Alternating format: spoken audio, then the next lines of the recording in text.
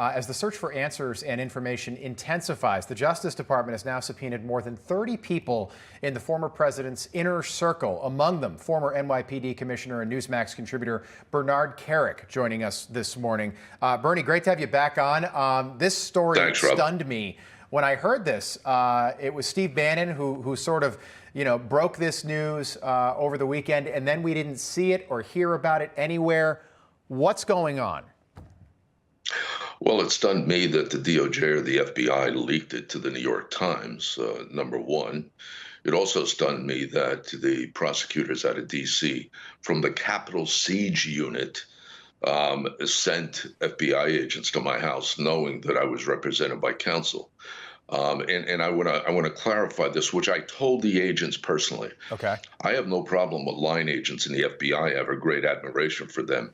But I have no trust, confidence, or anything with regard to the DOJ and the FBI leadership. And I told them that as well, which is why I refused to speak to them. They gave me a subpoena. And the thing that shocked me, Rob, about the subpoena is there's probably more than 120 people mentioned that subpoena. I don't know, probably 90% of them. Really? I swear. Can you tell me who are some of the other names on this list? You know who the other names are, which is shocking? Yeah. Every single one of Donald Trump's attorneys. Every single one of them that was on the legal team. Every one of them. So now lawyers are going to need lawyers. That was on the legal team. Right. I've never, in my career, I've been doing this 35 years, I've never heard of anything like this. Not to mention, the New York Times reported that they seized Boris Epstein's phone.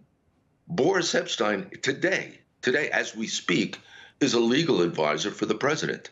Continual.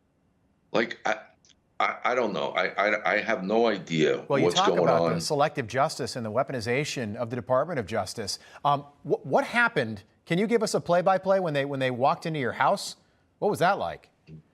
Well, they showed up at my house when I was not home. I was out of state, actually. They scared the hell out of my daughter and basically said they were looking for me. They wanted to speak to me. The agent called me on my cell. I told them I would meet him the next day. I flew home. Had them meet me at my house, and I'm gonna and I'll repeat this again. Right. The agents were courteous. They were professional. They basically said, I'd like to speak to you about your time investigating, working for the president. And I told them straight up. I said, listen, I have an admiration for you guys. I have no trust and faith and confidence in your leadership, which I think is off the charts. I think it's political, and I will not be speaking to you. At which time he then tells me he has a subpoena for me. I took the subpoena. I'll comply with the subpoena. Hey, Bernie, we've got just about 30 seconds. Quickly, what's the next step? And this is, look, we're not pro people getting fired. But is Christopher Wray, who's a Trump appointee, by the way, is he the right guy to be running the FBI? No.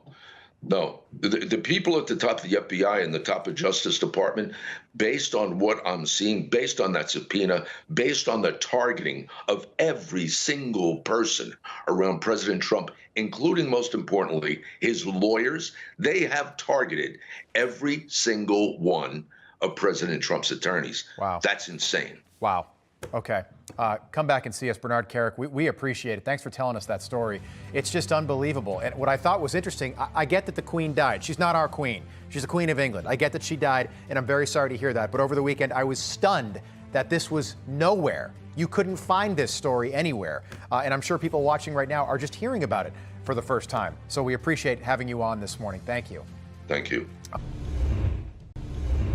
Hey guys, it's Rob Carson. September is historically the worst performing month for the stock market, so you better be ready for it. The Fed continues to aggressively raise rates, and JP Morgan is forecasting another mega rate hike September the 21st. Is that why Jamie Dimon said an economic hurricane is coming our way? Well, gold and silver have remained remarkably stable despite the Fed aggressively raising rates today. The Patriot Gold Group has a special incentive for Newsmax viewers. Huge!